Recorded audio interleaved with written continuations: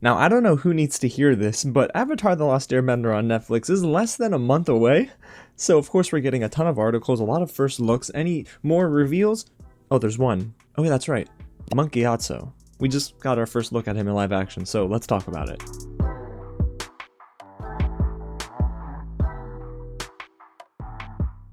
What's going on, you guys? James here with some real news, and today we're talking all about Netflix's live-action Avatar The Last Airbender series, which drops on February 22nd. Yes, of course, I'll be reviewing and reacting to every episode right here on the channel, so go ahead and get subscribed if you haven't already, and give this video a like, because today, I sort of lied. We're not just talking about our very first look at Monk Gyatso in live action, we're also talking about potential Season 2 news?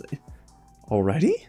So I'm going to need you guys down low in the comments. Let me know, once we get through all of these news pieces, what you think of both the Season 2 news and Monk Gyatso. Do you love his look or do you not? So let's begin with Season 2. Now, as you know, Avatar The Last Airbender in the original series, well, the kids were kids for all 3 seasons. Well, here in live action, you don't really have that luxury because, see, it's easier to not let kids age up in, animation versus live action, which you have the child actors becoming teenagers and then beginning to not look like themselves. Basically, the Stranger Things issue that they're running into because, y'all, at the final season of Stranger Things, these kids are not kids anymore. They're not even in high school. They're full-fledged adults with 401ks. We can't have that for our Avatar The Last Airbender cast. So basically, Entertainment Weekly writes an article written by Nick Romano, and they ask showrunner Albert Kim, what are you going to do about all this? And, well, he gives an answer and kind of confirms a little bit about the next season. Albert Kim mentioned in the article that he's focused solely on finishing Season 1 of Avatar The Last Airbender, which seems to confirm what I know about Season 1, and that is the CGI is not done just yet. So I get it, they have up until February 22nd, it's the luxury of streaming, I guess, where you can just unlock the episodes for the public on its release date and not have to really worry too much about finishing up the CGI very early. You can take time to get the rough edges a bit smoothed out, and I think that's a good thing. We don't want this to be a rushed product and half-baked by the end, so I'm okay. Take your time, VFX artist. We are indebted to you as audiences. But Albert Kim's answer here I thought was pretty much par of the course. He says, and I quote, "There's still a lot of work that has to be done, and it's a race to the finish line at this point. So right now, that's all I'm consumed with. I don't want to even think about tomorrow yet." But Mr. Kim, you are sort of thinking about next season, because, yeah, the very beginning of the article has basically all of the gems, and they are that news that the CGI is not just done, and then you have Season 2 talks probably happening already. Albert Kim begins to explain how they needed to structure this season of the live action series to accommodate the possibility of a time skip in between seasons 1 and 2. And yeah, in a way, he kind of confirms Season 2 is happening because he says, and I quote, "All 3 seasons of the animated series essentially take place in the course of 1 calendar year."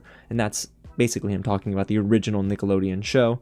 And then he goes on to say, "There was no way we could do that. So we had to design the first season especially to accommodate the possibility of some time elapsing between the first and the second season." Now, I'm gonna be honest, it is a good thing that he's thinking ahead. And like I mentioned earlier, Stranger Things has fallen into this trap now where all of their actors are bringing in, well, lots of attention because they're getting projects elsewhere, and that might take their time away from filming Netflix's Stranger Things and being on set. So it's gonna be tough to really sell us, the audience, on the fact that in the final season of Stranger Things, they're in high school or about to graduate. Like, they don't look like that. And I'm not gonna lie, I do like them talking about Season 2 already because, of course, it's going to depend on the audience's reaction and it's gonna depend on the viewership. So, y'all, just binge watch the first season in the first week. Of course, if it's really good. And you'll know that when I review it here on the channel. But I'm not gonna lie, I like this. This is good.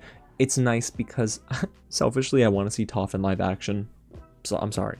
Now, there is another bit of information in this article that wasn't as reassuring as Season 2 possibly being confirmed already. They started talking about Sozin's comment. So let me give you some context, if you're not familiar with Sozin's Comet, it's a big storytelling device in the plot lines from seasons 1 all the way to season 3 of Avatar The Last Airbender. This is a comet that, when used, it could just strengthen the firebenders' energy and power and their bending. So it is something that Aang and the gang are trying to race against. It's like a ticking time bomb if it comes again, and when it does, Fire Lord Ozai in the original series wants to use it to officially end the 100-Year War. Now, Albert Kim had something very interesting to say about the way he's interpreting Sozin's Comet for the live-action series. He says, and I quote, "The comet was their ticking clock. We removed that particular ticking clock from our show for now, because we couldn't know exactly how our actors would be in the subsequent seasons. We definitely thought about that going into season 1, so that we can accommodate for puberty, adolescence, time passing, all of those fun things that happen in real-life human beings that don't happen to animated characters." Now, I'm split on this, you guys. On one hand, I'm very understanding of his point of view. Listen, it's live action. It's a totally different arena from the original series. We knew that. Animation, you can get away with things like, of course, not having them age up as quickly. But in the live action series, they've got to make some creative differences and choices that are going to maybe upset some fans, but it makes sense by the end. So I'm hopeful for that. But on the other hand, guys, I'm not loving the idea of quite possibly eliminating Sozin's Comet as a big plot device. Is it possible that we just don't get a mention at all of Sozin's Comet in season 1, and maybe they just allude to its power? Nevertheless, though, I mean, it's something that makes me raise my eyebrows. I just don't think you can have Avatar The Last Airbender without Sozin's Comet, because then it opens up many possibilities for maybe distracting from what was such a powerful narrative device. So if we don't go with Sozin's Comet, what else do we go with? It's the Fire Lord Ozai on his own?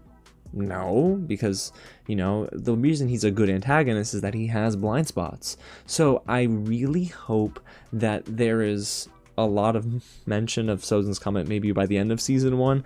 I just something to let us know that it's coming, because I don't know, eliminating it altogether might not be a good idea, or lessening its importance on the series, also maybe not a good idea. So those are all of my thoughts on the Entertainment Weekly article with the quotes from Albert Kim. Let me know again in the comments what you think of this news, whether it be you're a fan of going into season 1 knowing there's a season 2, or maybe you want to give it a fair shake before you're committed to the idea of a season 2. But now, y'all, it's time to get into the one part of the video I'm sure you've been waiting for, and that is our very first reveal of Monk Gyatso in live action. And it looks kind of good. A teaser video was published to Netflix's Avatar social media accounts over the weekend, and we got to see Monk Gyatso in live action for the very first time. Aang, you have always been special.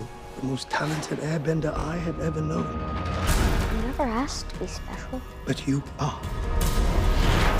You are the Avatar. He's played by actor Lim K-soo, and yeah, in this teaser video, we hear him say some things. He says, "Aang, you have always been special, the most talented airbender I have ever known." Oh, Monk Gyatso, so kind. And then Aang replies and says, "I never asked to be special. Homie, it don't matter. You're special. Okay, you can survive in an iceberg for so long. I mean, come on."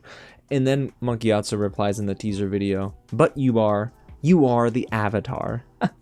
That's such a dope line, and it was delivered near perfectly. Now, after taking some time to really look at this teaser video 5 or 100 times, Monk Gyatso, I think, really does look good here in live action. Although, I have one thing that's giving me a bit of pause. It's the airbender tattoo. I don't know, it doesn't look very natural, if that makes sense. I like the airbender tattoo on Gordon Cormier's head, but I don't necessarily love it on Monk Gyatso. I'm noticing there's a lack of detail. Could it be that it's because X compresses the heck out of videos? Possibly, but it just doesn't look finished.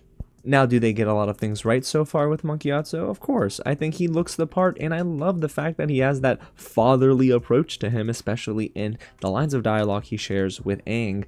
But it's the airbender tattoo that looks a bit janky that is distracting me from everything else. And I'm sorry if it wasn't distracting you, and now it is because I told you about it. But nonetheless, I am still going to reserve most of my judgment for the final product, because what if this is a clip they cut up for the teaser promo video 2-3 months ago? I mean, again, things change so quickly with streaming titles. So there you have it, y'all. Monk Gyatso's live action reveal and some season 2 news and season 1 details. That is probably the one part of this entire video that I have the most reserved optimism for, which is the Sozin's Comet plot device possibly being removed. I don't know. I don't love that idea. I don't love the talks about that. But again, I gotta wait till the final product releases on Netflix. So when it does, you're gonna want to get subscribed to the channel, because I'm dropping my reaction to every single episode, a season, a review, and so much more. Because listen, I love this franchise, and we've been waiting for the live action adaptation for a while. Will it be good? Will it be faithful? Or will it just kind of fall flat like M. Night Shyamalan's? Sorry, I didn't mean to mention it. Put the pitchfork down. Thank you. Alrighty, y'all. Again, thanks so much for watching, and I'll catch you at the next screening.